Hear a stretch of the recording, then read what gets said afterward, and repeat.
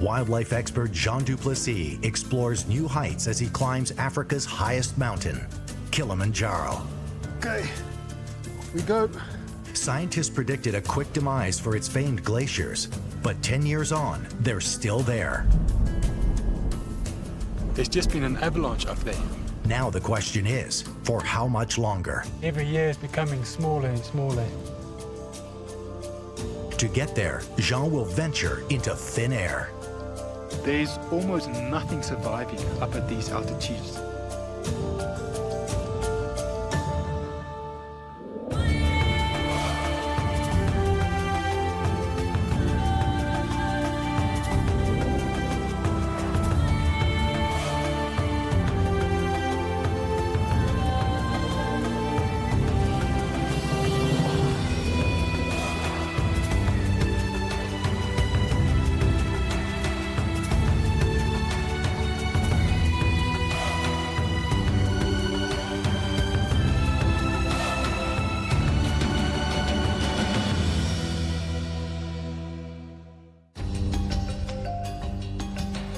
At the southern end of the Serengeti lies the ruins of a massive volcano.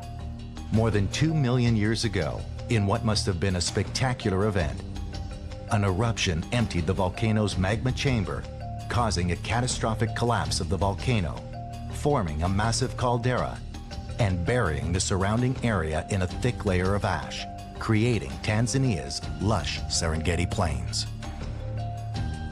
3 hours' drive to the west stands another giant. Rising nearly 20,000 feet out of the savanna, Kilimanjaro is the highest peak in Africa and the largest freestanding mountain in the world.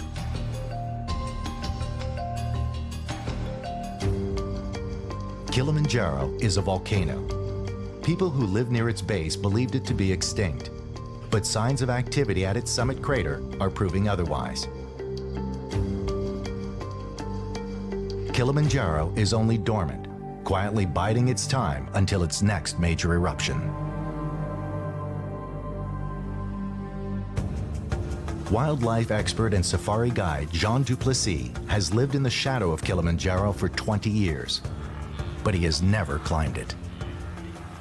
That's about to change. Every year, thousands of tourists come to Tanzania to climb Kilimanjaro, no doubt drawn to the glaciers at its peak, the famous snows of Kilimanjaro. Over a decade ago, scientists predicted global warming would melt the glaciers, but they're still there. So now, Jean is climbing it with a mission. He's heading to the summit to see for himself how climate change is affecting the glaciers. Once on top, he will also look for evidence that the volcano's magma chamber is active.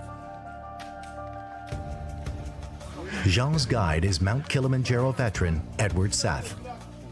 He works for a commercial tour company called Nature Discovery Tours Tanzania. I started working with this company as a porter before. Now I am a guide, but started as the assistant guide, and now I am a head guide. He's been working for Nature Discovery for 5 years, been up the mountain over 100 times. There are 10 different routes up Kilimanjaro. Jean is taking the Umbwe route, which is considered to be the toughest because of its steep ascent, rapid change in altitude, and physical demands. The ascent will take 5 days. They will establish 5 camps along the way, including one at the summit crater at 18,990 feet. And what's happening now is all the porters are getting the equipment off the vehicle, setting everything out, and behind me is a scale. So every piece of equipment will be weighed, and by that, it will be established how many porters we need to take with us on the mountain. The porters are packing the gear that they'll need over the next week. It's Jean's first altitude climb, and he's surprised at the extent of the expedition for such a small team. At the moment, we stand at 21 porters. Yeah, do we really need all of these people and all of this stuff? It's incredible. Yes. This is obviously much more than just a gentle stroll. You know, looking at everything that's been taken along for us, it seems like it's going to be a far cry from a primitive stay on the mountain. There's mess tents and fancy menus. We are like proper wageni.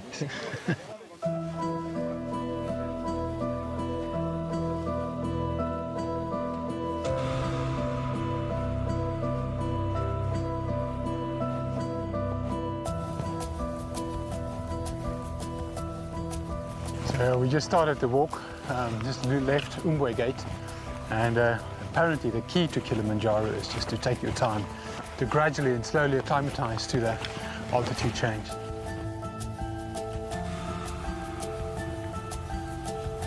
This is a supported climb. Porters carry all the gear, everything the expedition needs for a week. This frees up the clients to give them the best chance of adapting to altitude and reaching the summit. Because of the sheer volume of equipment and the challenges of the climb, there are porters whose sole job is to support the other porters.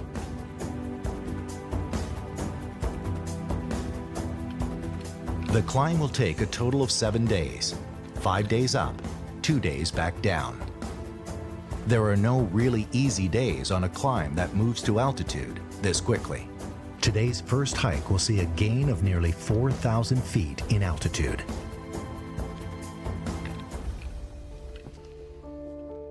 Kilimanjaro has 5 climatic zones, the most found anywhere in the world in one single place.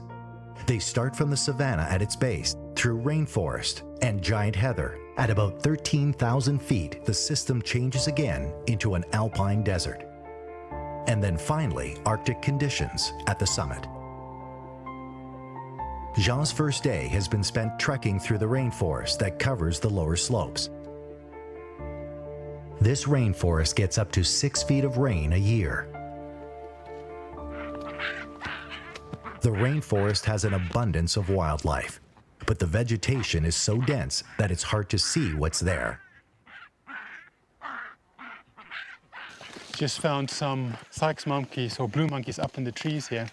There's also a group of colobus with them. These are typical monkeys that you find in these montane forests, especially in these East African volcanoes. They mainly feed off leaves and then berries and things that you get here, but they're generally leaf eaters. Classic to the colobus monkeys, they've only got 4 fingers to aid them in moving through the trees very quickly, where the Sykes monkeys are more of your typical primates, where they have a hand as humans. Something that's interesting about these colobus monkeys are that their babies are completely white, and the theory behind that is that they are quite clumsy because they are missing a thumb, and it's very easy for them to drop the babies, so by being white they tend to see them much easier, and then of course when they do drop them they can see them lying down in a very dark leaf cover. You can see a Sykes monkey through there. They are kind of scuttling away. You can hear some very high-pitched, almost bird-like warning calls. To them, we are obviously a predator.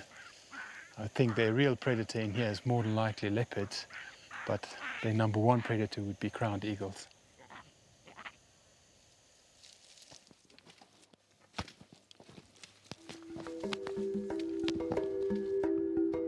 It doesn't take Jean long to discover why this Umbwe route is considered Kilimanjaro's most challenging. We're just about to walk into our first camp. So apparently this was the toughest day of them all, a very serious climb. It was at least 7 hours of hiking, and it was pretty steep, I suppose. We are going up Kilimanjaro, aren't we? Some of the porters are already ahead, setting up camp. According to Edward, this is their least favorite route, and I can completely understand that, carrying everything they are carrying. What Jean does not know is today is the longest day and not the hardest. Each day will get progressively harder. After 7 hours of hiking, they've arrived at Camp 1, their home for the night. Good job. 9,500 feet. Yeah, you're welcome. Good, good. Day one, done and dusted. Covered a lot of ground, and up in a beautiful forest camp. Moss and lichen hanging off the trees, mist moved in, and it's actually not so cold, just really stunning. The crew and the porters are setting up camp at the moment, and I'm ready for a nice warm cup of chai.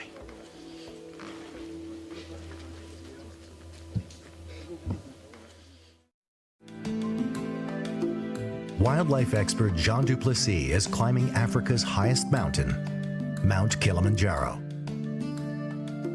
Rising nearly 20,000 feet above the savannah, Kilimanjaro is Africa's highest mountain. Very serious climb.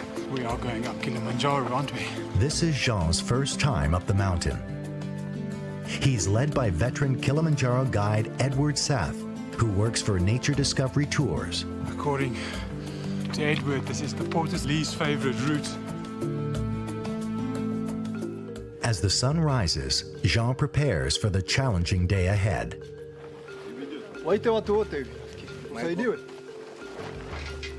This is morning of day 2. It's a beautiful morning. The sun is out. There's no clouds. I think it's going to be a fantastic hike. The crew here behind me is packing up and they will set off soon. It's a short but very intense day into Barako camp. According to Edward, about 4 hours, but extremely steep. It's not just a steep climb. Today's route is also the beginning of Jean's biggest challenge, acclimatizing to the altitude. Barranco Camp is at 12,700 feet. The porters have done this many times and can move at a faster pace and will go ahead. Edward will keep Jean moving at a slower pace, so he has time to adjust to the lower oxygen level. The bonus is that Jean will have time to stop and explore the natural beauty of the mountain's diverse landscapes. Today's route will take them out of the rainforest and into the next of Kilimanjaro's 5 ecosystems, the moorlands. Jean is traveling through the tail end of the rainforest, which offers a lot to investigate. With upwards of 6 feet of annual rainfall, this rainforest is a dense and biologically diverse landscape. We have some moss and lichen hanging off the trees everywhere around us. That is also commonly referred to as old man's beard. The trees everywhere here are covered with this, and it's completely reliant on the mist that comes in here. It captured the water drops and it would hold that, and slowly during the day would drip down, providing a constant source of water for these plants during a day. Because of the steep terrain of this route, the surroundings change quickly. The thick rainforest canopy begins to thin out, allowing more light to penetrate the floor.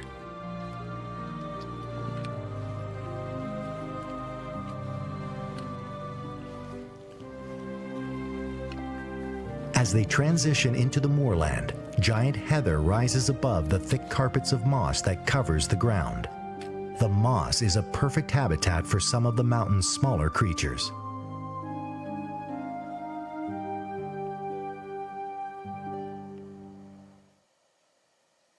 So I just came across this chameleon. It seems to me like a young, flappet-necked chameleon. And what's interesting is that it's very dark, much darker than chameleons you would find at lower altitudes. And that's clearly to absorb maximum heat in these colder climates. Of course, another reason might be that it is displaying warning coloring because I picked it up. It's fluctuating between black and yellow. And the yellow is clearly to aid in camouflage because it's living on this heather, and that will help him to blend in much easier.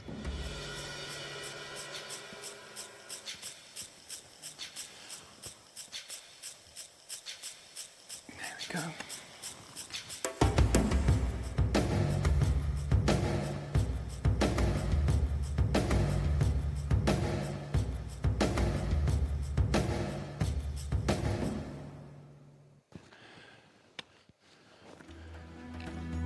The majority of climbing routes on Kilimanjaro rise gradually through the rainforest, which lets climbers ease into the higher altitudes. But the tough Umbwe route is relentless. It has no undulation to give relief to climbers, but continues straight up. They said yesterday was the hardest day.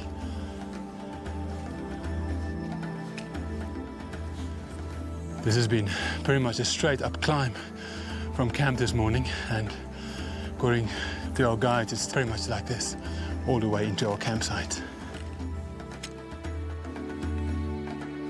So far, the thick rainforest canopy has blocked the view of the summit. But as the group climbs, the heather stops abruptly, and Jean gets his first glimpse of Mount Kilimanjaro.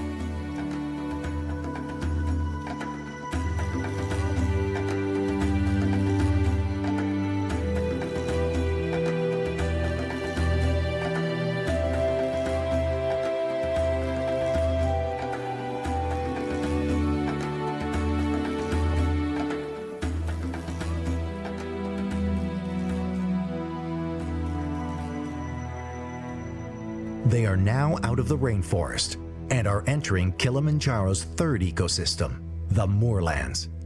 Jean, who knows the Serengeti and all its wildlife well, is seeing this landscape for the first time. We just walked out of the forest and suddenly started to go into this moorland zone and immediately walked into this giant groundsel forest. It's incredible. It's my first time to see these plants. It's like walking into the kind of alien world. This is a type of tree that one finds on most of these large African volcanoes. Similar mountains like Mount Kenya, the Ruwenzoris, Mount Meru, all at this altitude will find this tree. These groundsels are extremely well adapted for these cold climates. You can see they've got furry stems, obviously insulating them a bit, but the best insulation is down here. These groundsels have all of these dead leaves to insulate the inner tree, protecting it against these extreme cold weather. Also on these moorland zones, you find a large variety of specifically adapted flowers and grasses. There's a lot of these alpine grasses, and these flowers are hard and papery to make them survive these extreme windy and cold conditions that's very frequent on these slopes.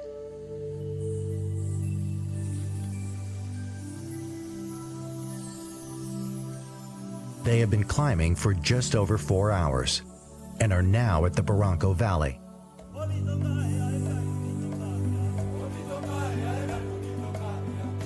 This is where they will make camp tonight. From here, they will have a clear view of the main peak of Kilimanjaro.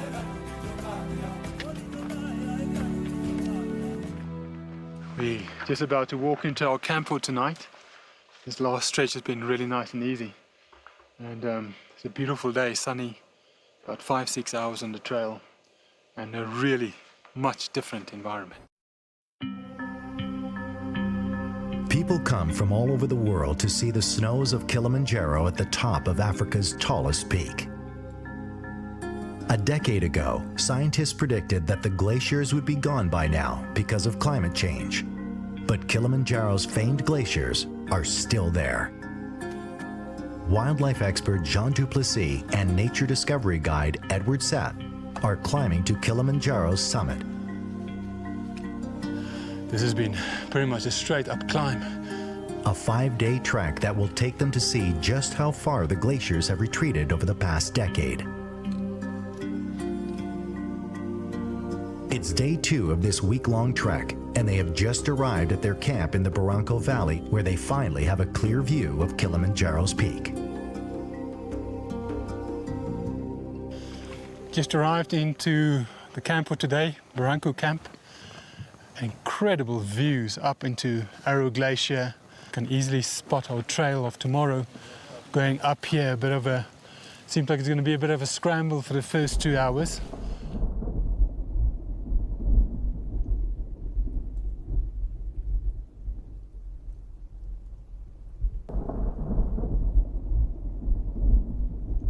There's just been an avalanche up there.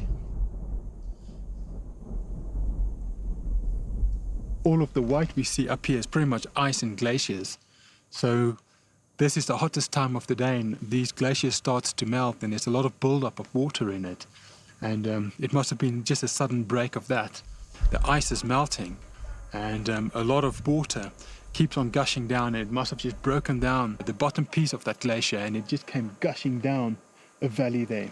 Initially I thought it was thunder, but then there was just this kind of dust of ice. It's not clear whether this glacial burst is a sign of their retreat. Jean hopes he'll get a clearer picture when he reaches the summit. As the climb progresses, Jean realizes why they need so many porters. Everything down to the kitchen needs to be carried up the mountain. Hello, we are in the kitchen, just preparing the dinner here. So what we used to prepare is we use the gas tank to cook dinner. As you know that within the national park nowadays, like Kilimanjaro, we are not allowed to use to cook by using firewood. So the cook here preparing the dinner, as you see there. So they are preparing beef stir fried, and then peanut stew, and then yeah, it's peanut sauce, yeah. And then there you can see spinach soup, yeah, spinach soup, and rice too. So it's really very, very delicious food that you enjoy.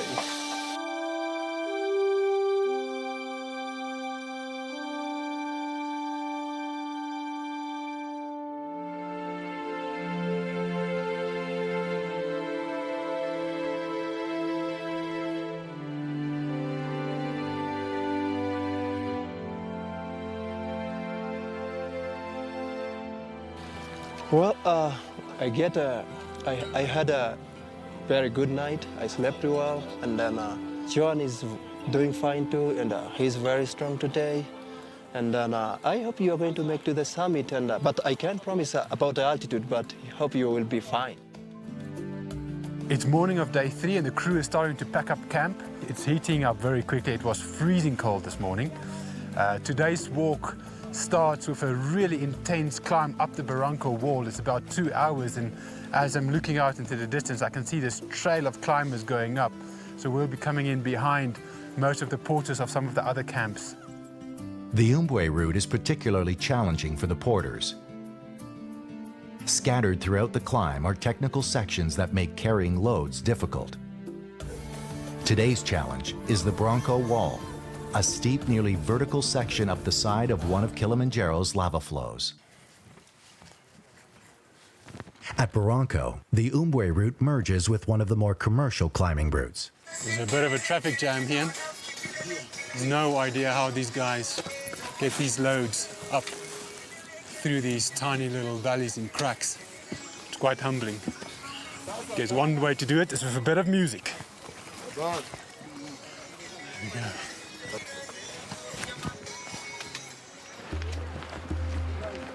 The climbers have to scramble across narrow ledges and up steep crags. The porters have to do this while carrying their packs of equipment. Each hand and foot placement requires precision. There is no room for error. A miss will send climbers down a sheer drop into the Barranco Valley. Health and safety will approve, but it's a nice climb.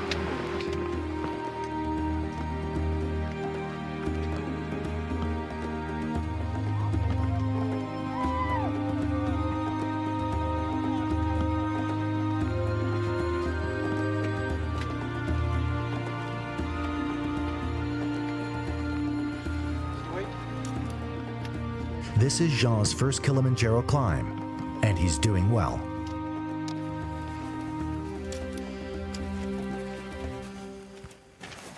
We are about 3/4 of the way up the Barranco wall at 13,200 feet. Amazing climb this morning, coming almost straight up this wall. Certainly some of the steepest parts of this route so far had to use hands and feet. Not quite technical, but close to. Behind me, incredible valley, this Barranco Valley, which is a glacier valley. About 100 years ago, this must have been filled with ice, about 100 feet deep, where today the ice only starts still a little bit higher. At one time, the edges of the glaciers were below 14,000 feet. Now, it's not clear whether the retreat of the glaciers is a natural phenomenon or whether it's caused by human activity and climate change. Today's climb is not about gaining elevation, it's about acclimatizing to the altitude. At Kilimanjaro's summit, the human body has only 50% of the oxygen it has at sea level, so it has to work twice as hard. As it adapts to the thin air, the body starts producing more white blood cells, increasing the amount of oxygen in the blood supply.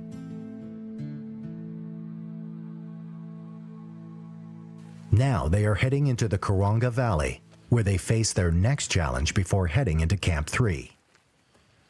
This is the Karonga Valley, and this is our last obstacle before we get into Karonga Camp. It's a very steep climb up into camp, but then it's the end of the day where we can kind of start the acclimatization process, because tomorrow night is at the same altitude again to get ready before we go into Crater Camp.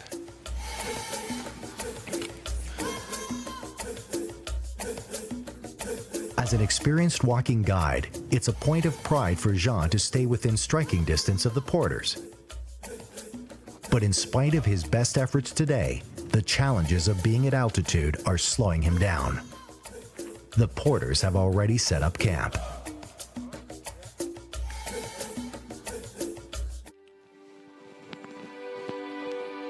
Wildlife expert Jean Duplessis has lived in the shadow of Mount Kilimanjaro for more than 20 years and is climbing it for the first time. Along with nature discovery guide Edward Seth, Jean wants to look at the effects that climate change is having on the mountain's famous glaciers. It's day 4 of this challenging hike. Jean is within 24 hours of the summit.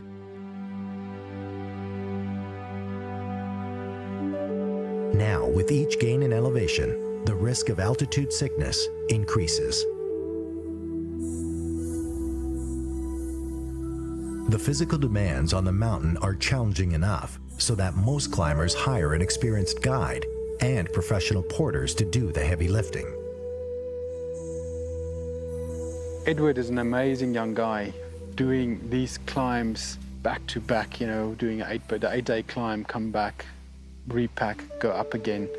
You must be a very strong, stable human being to go up and always take fairly large groups of guests onto high mountains and extreme weather conditions where everyone is going to feel bad.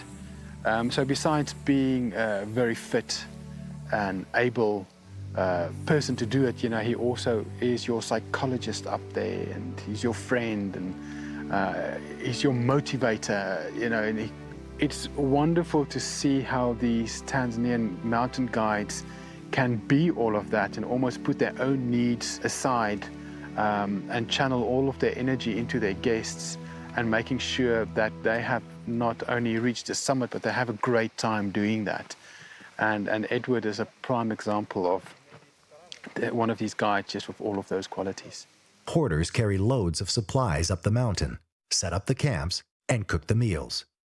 A demanding job in an incredibly tough environment. Okay. So we are going to take it and then measure it. 20 on the dot. Yeah. So yeah, 20 kilograms. It's an incredible load to lug up Kilimanjaro. Besides the going up and down in the physical terrain, you are also operating at a really high altitude. For me, it's hard simply just walking up these hills. I can't imagine what it's like for the porters to be carrying 20 kilograms on their heads and on their necks, including their personal gear as well. So just in order for me to understand a little bit better, I'm going to try and carry this for a while. So let's give it a shot. 20. Okay, you ready? Okay, off we go.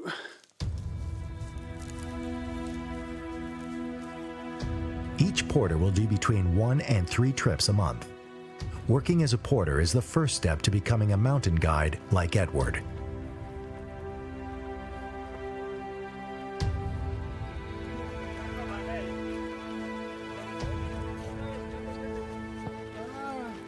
Now, it's not clear whether the retreat of the glaciers is a natural phenomenon.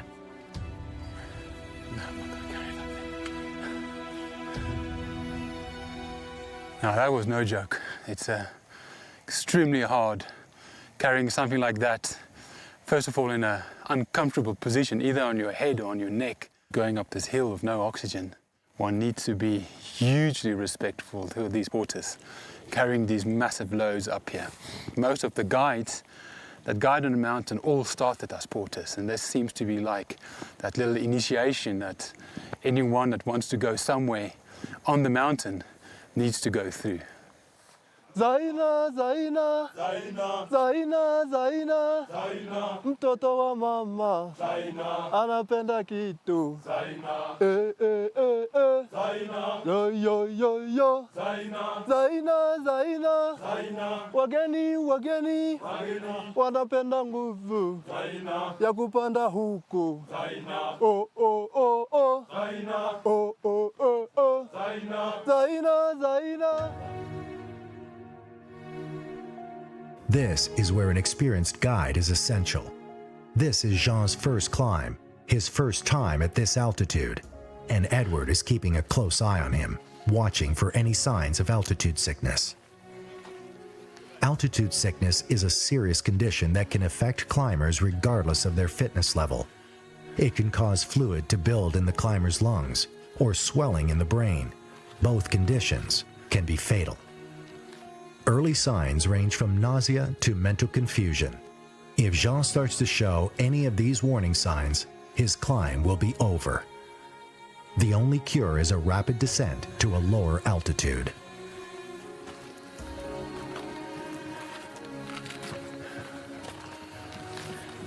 Just arriving in our final camp before the summit attempt tomorrow morning. This camp is sitting at 15,200 feet. And I'm clearly a little bit out of breath. It was a steep climb into camp. There's not much in terms of vegetation around here. I don't think anything grows. So we'll spend the afternoon here just to acclimatize and get ready for tomorrow. It's at this altitude that the experience of the outfitting company is important. One of the porters has been carrying a pack that has a state-of-the-art emergency medical kit. So we have a hyperbaric chamber here. It works the same as the oxygen, you know. You can use this oxygen or hyperbaric chamber. Why? In case someone is suffering with high altitude sickness, like pulmonary edema or cerebral edema. Do you carry them in this? Yeah, okay. We carry them. We are at 15,200 feet right now, and tomorrow morning we're going up to just under 20,000 feet. That's an incredible climb, and I mean, it's a huge misconception that Kilimanjaro is not a dangerous mountain. It's massively dangerous, and the dangerous day is tomorrow. Altitude sickness can hit you irrelevant of how fit you are. It can hit anyone irrespective, and I've got no idea how I will react at those high altitudes tomorrow, so just as well we have this bag with us.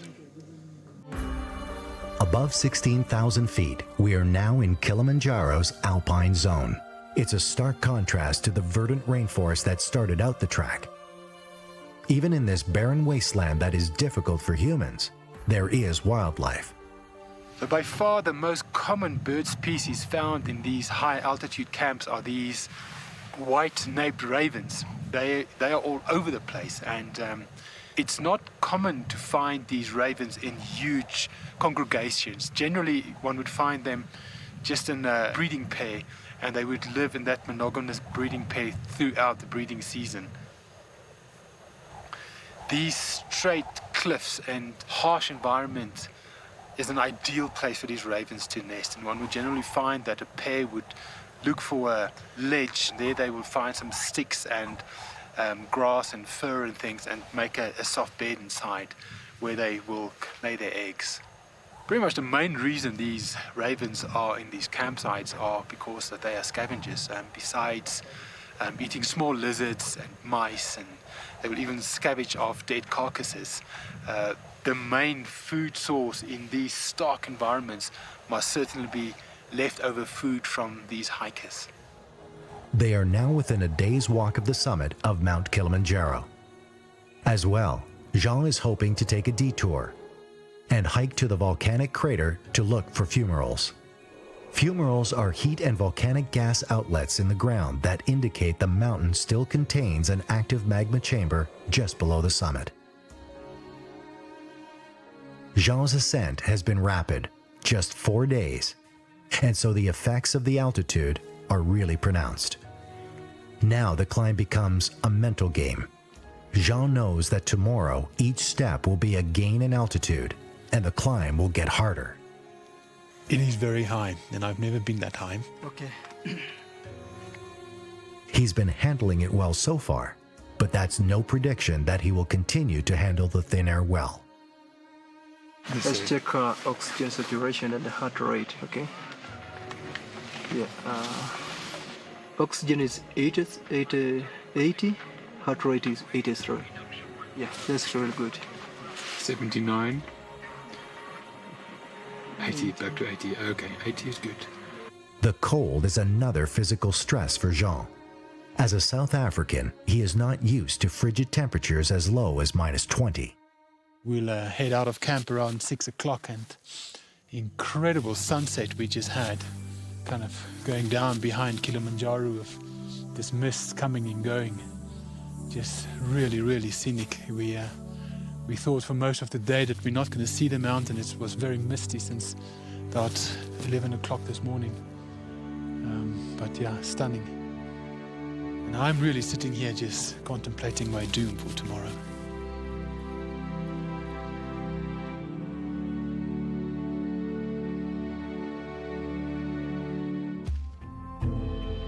Mount Kilimanjaro is 19,341 feet. It's Africa's highest peak. Wildlife expert and safari guide Jean Duplessis has nearly completed his first climb. He's come to see for himself how global warming is affecting the famous glaciers at the top of Kilimanjaro. And he's hoping to make an extra trip to the volcanic crater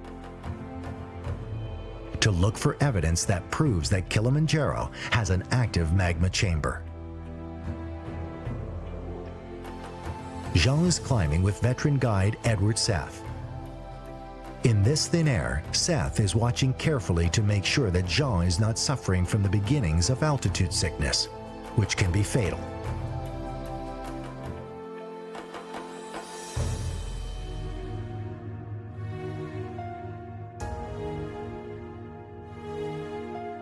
So everyone's up. It's very cold, and the sun is just about to rise. And we're going to start this track now. We expect about 3 to 4 hours up to the summit. It's beautiful up there. I can already see the sun catching the summit there. Yeah, it's going to be a great day. Can't wait. Day 5 of the climb, and the conditions are beautiful. Cold, but clear.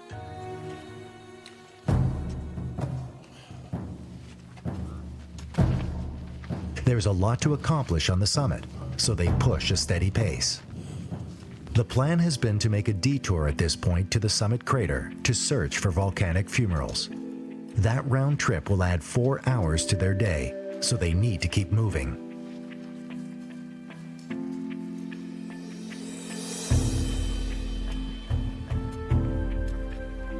So this whole morning we've been walking on an ancient lava flow. It's interesting walking up this mountain where you can see how these different lava flows over the centuries built this enormous volcano. And it always is staggering to me that this was really at some point down at ground level. And over the millennia, with these various eruptions and these millions of tons of lava that built the stratovolcano to be the size what Kilimanjaro is now.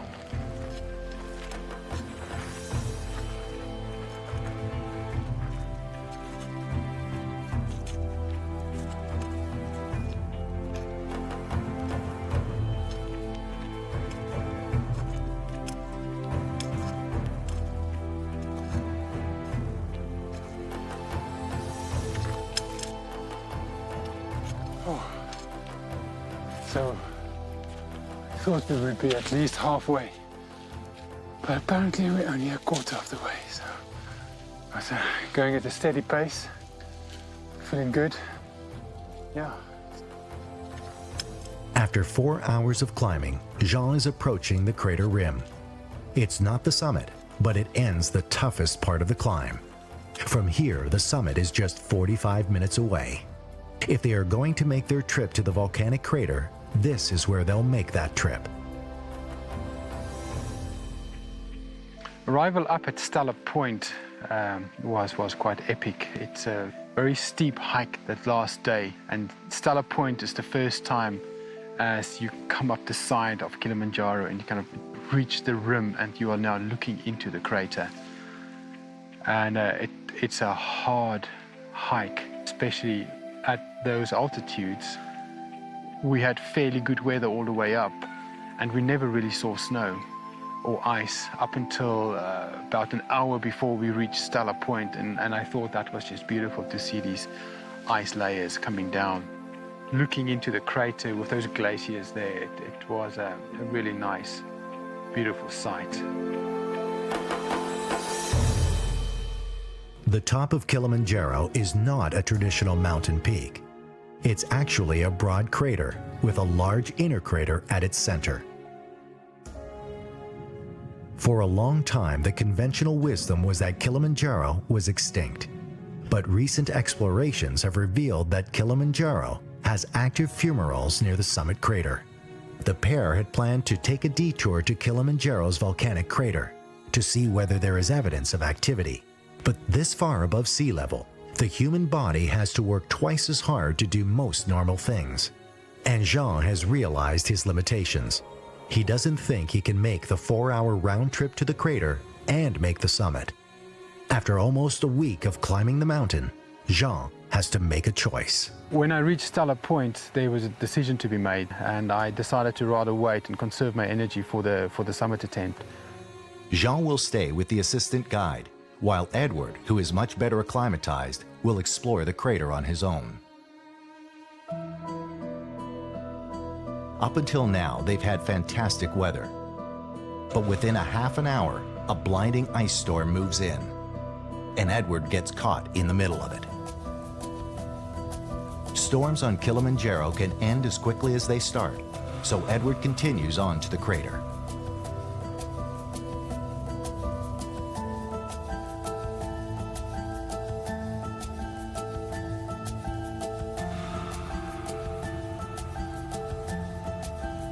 It's a very, very bad storm that we are not able to see down to this rim. But we are on the top of the rim now. But as you see, the weather is really, really amazing, very bad. Due to this really bad weather storm, we have to go back to Stella Point to see John there. Yeah, it's kind of good that in the end I didn't go to the crater because poor Edward was caught in a massive ice storm up there and he couldn't see more than a few feet in front of him. So he didn't get to see much of the crater either. It also shows you the extreme climates of this mountain. I mean, being the highest freestanding mountain in the world, it's so exposed to the elements, and there's no mountain ranges on the sides of it that blocks the wind all the way from the Indian Ocean. You have got these winds battering this mountain, and it changed literally in minutes. And it's such pockets of intense weather where I could sit, I mean, almost less than a kilometer away from them, and they could be in the worst possible weather conditions, and I was fairly sheltered.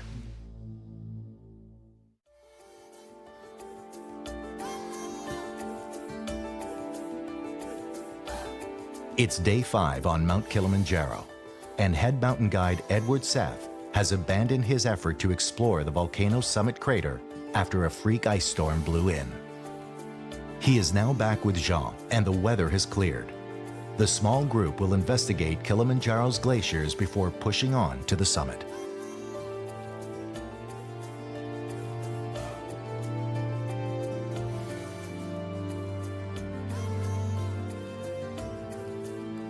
I'm right on the rim now, making my way round to Uhuru Peak. And here behind me is part of the famous snows of Kilimanjaro. These are the glaciers that unfortunately every year is becoming smaller and smaller. Even Edu here is saying last year the snow and the ice extended way lower down the slopes of Kilimanjaro. And now today when we walked up, only just as we were reaching Stella Point, that we start to walk in between ice. Today they are more than 500 yards away and getting noticeably further away each year. With the reduced snowpack, the glacier will shrink at an even greater rate. Inside the crater, the glaciers have almost entirely disappeared. In 10 to 20 years, they will be completely gone. Although scientists who predicted their demise were off by 10 to 20 years, it is evident that the famed snows of Kilimanjaro's days are numbered. Jean and Edward push on towards the summit.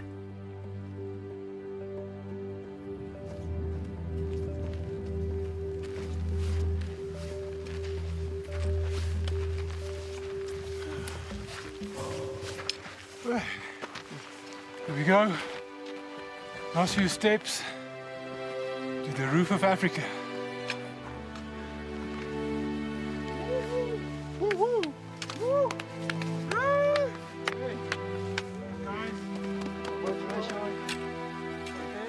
After just 5 days of climbing, Jean stands on top of Kilimanjaro. You are now at the Uhuru Peak. Looking down from the peak of Kilimanjaro gives them a greater understanding of what the Serengeti must have looked like 2 million years ago. The plains were built on the ashes of Ngorongoro after a massive eruption that destroyed it, but created the landscape that has nurtured life for 2 million years. And it is possible that one day, Kilimanjaro will roar to life again in a major eruption that will destroy itself, creating a new crater like Ngorongoro and building a rich new ecosystem. Kilimanjaro for me was a really nice experience after living in Tanzania for so many years, doing it for the first time. It was scenically just so incredibly beautiful going up through those forests, and just see how the vegetation changed through the altitude, and being next to those glaciers and just seeing how magnificent they are. It was a really nice thing for me to do, certainly. Zaina, Zaina, Zaina, Zaina, Zaina, Zaina, mtoto wa mama, Zaina, anapenda kitu, Zaina, Zaina, yo yo yo yo, Zaina, Zaina, Zaina, Zaina, wageni, wageni, wageni, wanapenda nguvu, Zaina, ya kupanda huku, Zaina, oh oh oh oh, Zaina, oh oh oh oh, Zaina, Zaina, Zaina, Zaina, wageni, wageni, wanapenda nguvu ya kupanda huku, oh oh